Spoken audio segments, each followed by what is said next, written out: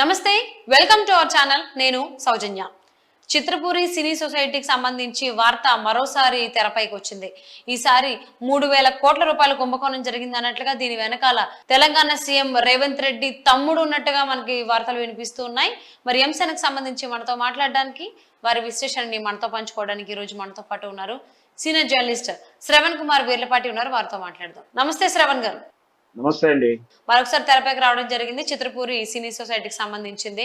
So ఈసారి 3,000 కోట్ల కుంభకోణం జరిగింది. దీని వెనకాల రేవంత్ రెడ్డి వాళ్ళ సోదరుడు ఉన్నాడు అన్నట్టుగా వార్తలు వినిపిస్తున్నాయి. అండ్ కాంగ్రెస్ లీడర్ ఫిరోజ్ ఖాన్, అలాగే జర్నలిస్ట్ రఘు కూడా కామెంట్ చేయడం జరిగింది కుంభకోణానికి సంబంధించి. సో దీనిపైన మళ్ళీ బీఆర్ఎస్ నేత ఎవరైతే ఉన్నారో క్రిషాంక్, ఈయన ట్వీట్ చేయడంతో దీని వెనకాల సోదరుడే ఉన్నాడు సీఎం కి అని చెప్పేసి అని ఇది ఇంకొక పెద్ద వివాదం జరిగేలా ఉంది. చాలా మలుపులు తిరుగుతూ ఉంది. దీని గురించి మీరు ఏమంటారు? అసలు ఏం జరిగింది?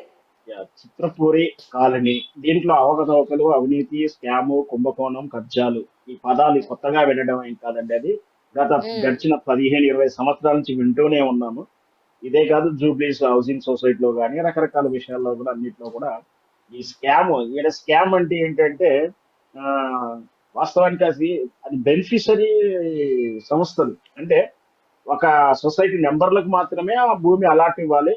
ఆ భూమి అంతా కూడా ప్రభుత్వం కానీ ఇతర సంస్థల నుంచి ఉదారంగా ఇచ్చినట్టు భూమి, అది అంత తక్కువ ధరకి ఇవ్వడం కానీ ఫ్రీగా ఇవ్వడం కానీ భూములను కొంత, అంటే ఇక్కడ చిత్రపురి కాలనీ అంటే ఇప్పుడు మనం గుర్తుపెట్టుకోవాల్సింది, స్మరించాల్సిందంటే డాక్టర్ ప్రభాకర్ రెడ్డి గారి ఔదర్యాన్ని మనం ఒకసారి గుర్తు చేసుకోవాలి.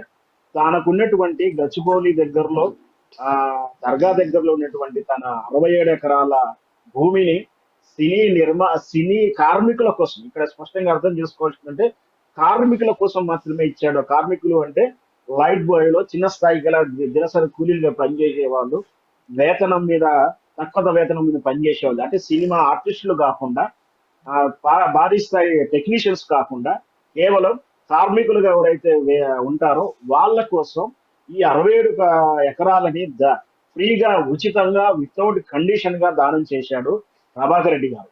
అయితే దీన్ని ఒక సొసైటీగా ఏర్పడి ఆ కార్మికులకు ఏ టైం అయితే ఇచ్చారో ఆ టైం నుంచి ఆ కార్మికులకు అందవేస్తే బాగుండేది. కానీ కార్మికులు కాని వాళ్ళని నెంబర్లుగా తీసుకొని ఆ అనర్హులకు భూములు అమ్మారు, ప్లాట్లు అమ్మారు అనేది దీని మీద ప్రధాన ఆరోపణ.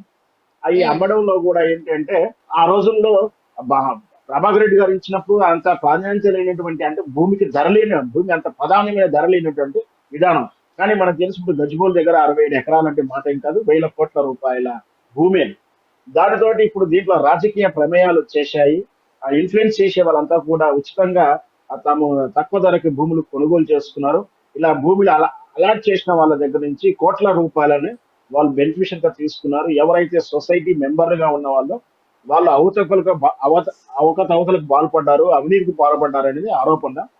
దీంట్లో ముఖ్యంగా ఇప్పుడు అక్కడ విన్నటువంటి ఒక వ్యక్తి మీద ఆరోపణలు వస్తున్నాయి. కజిన్ ఇప్పుడు ముఖ్యమంత్రి అవ్వడం, అతను కజిన్ బ్రదర్ రేవంత్ రెడ్డి గారు ముఖ్యమంత్రి అవ్వడం అనేది ప్రధాన అంశంగా చర్చల్లోకి వచ్చింది.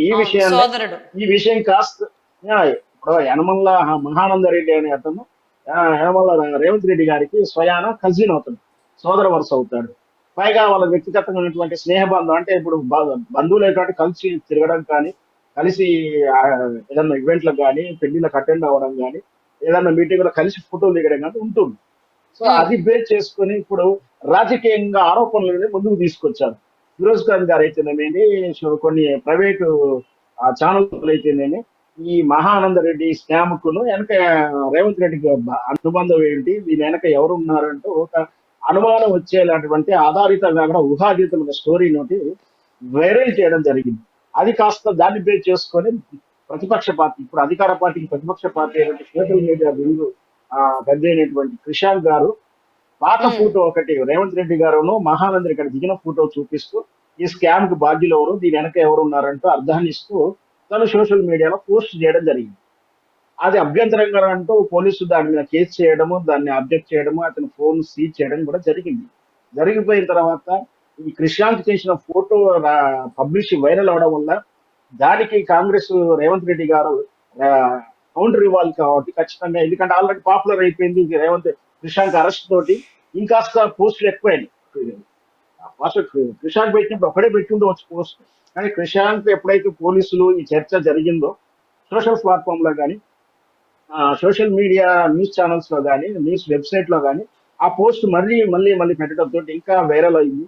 దానికి కౌంటర్ ఇవ్వాలనే ఉద్దేశంతో ఇప్పుడు ఆ, రేవంత్ రెడ్డి వారి యొక్క సిపిఆర్ అంటే చీఫ్ మినిస్టర్ పిఆర్ఓ గారు అయోధ్య రెడ్డి గారు గతంలో ఈ మహేందర్ ఎవరైతే ఆరోపణలు వస్తూ మహానంద రెడ్డి బీఆర్ఎస్ నాయకులతో కూడా ఫోటోలు దిగినవి ఉన్నాయి, అవి కూడా వెలికి తీసి ఆయన పబ్లిక్ చేస్తూ మరి ఒకవేళ రేవంత్ రెడ్డి తోటి సంబంధాలు ఉండి ఉంటే ఈ మహానంద రెడ్డికి ఖచ్చితంగా బీఆర్ఎస్ తో కూడా ఫోటోలు ఉన్నాయి కాబట్టి ఇప్పుడు ఏమంటారు అంటూ కూడా ఆయన కౌంటర్ చేయడం జరిగింది. స్థూలంగా చెప్పేది ఏమిటంటే ఏ ఆరోపణలు వచ్చినా ఇప్పుడు రాజకీయ నాయకులు కానీ స్కామ్ చేసే వాళ్ళు కానీ వాళ్ళు వివిధ పార్టీలో ఉంటారే కానీ వాళ్ళంతా కూడా ఒకే రకంగా స్నేహబంధాలు కలిగి ఉంటారు. అంటే ఈ రోజు బీఆర్ఎస్ పార్టీలో ఉంటే కాంగ్రెస్ పార్టీ వాళ్ళతో ఫ్రెండ్షిప్ ఉంటుంది, వాళ్ళతో కలిసి అటెండ్ అవుతారు, ఫోటోలు దిగుతారు, అధికారంలో ఉన్నప్పుడు షేర్ చేసుకుంటారు, ఎక్కడైనా కలిసిన ఫోటోలు దిగుతుంటారు, ముఖ్యంగా కింది స్థాయి ఉన్నప్పుడు పెద్ద స్థాయి నాయకుడు కనిపించిన ఫోటోలు దిగుతారు. అవి కాస్త వాళ్ళ ఫేస్బుక్ లోనో సోషల్ మీడియాలో పెట్టి ఉంచుతారు. అది ఇప్పుడు ఎప్పుడైతే వాళ్ళ మీద ఆరోపణలు వస్తున్నాయో ఈ పాత తాలూకు ఫోటోలు సెట్ చేసి మరీ బయటకు తీసి ఇలా వాళ్ళకి అనుబంధాలు అంటే ఈ స్కామ్ కు పలానా నాయకుడికి అనుబంధం ఉంది, దాని వెనక ఈయనే ఉన్నాడు, ఈయన ప్రమేయం ఉందంటూ కూడా అంటూ సోషల్ మీడియాలో ఊహాతీతమైన కథలు, చివరికి ఊహలు కాస్త కట్ చేసి అంటే ఈయనకు సంబంధం ఉందా అట అన్న స్టోరీ కాస్త సంబంధం ఉందని చెప్పి చివరికి కంక్లూడ్ చేస్తూ సోషల్ మీడియా రకరకాల కథనాలు వస్తా ఉన్నాయి. ముఖ్యంగా ఏంటంటే ఈ ఫోటోల వల్లనే వాళ్ళకి అనుబంధం ఉందని కానీ ఫోటోల వల్లనే వాళ్ళు కలిసి స్కామ్ చేశారని అనుకోవడానికి వీల్లేదు. అవును. అంటే ఇప్పుడు క్రిషాంక్ కూడా అనడం జరిగింది. నేను అంటే చిత్రపురి సొసైటీకి సంబంధించి కుంభకోణం పైన విచారణ జరగాలి అని చెప్పాను. అంటే నా పైన కేసు పెట్టారు, అలాగే నాకు నోటీసులు కూడా ఇచ్చారు, నా ఫోను నా పాస్పోర్ట్ కూడా లాగేసుకున్నారు అని చెప్పేసి క్రిషాంక్ కూడా కొన్ని ఆరోపణలు చేస్తూ ఉన్నారు. మరి దాని గురించి ఏమంటారు? ఖచ్చితంగా చట్టం తన పని తను చేసుకుంటూ పోతుంది.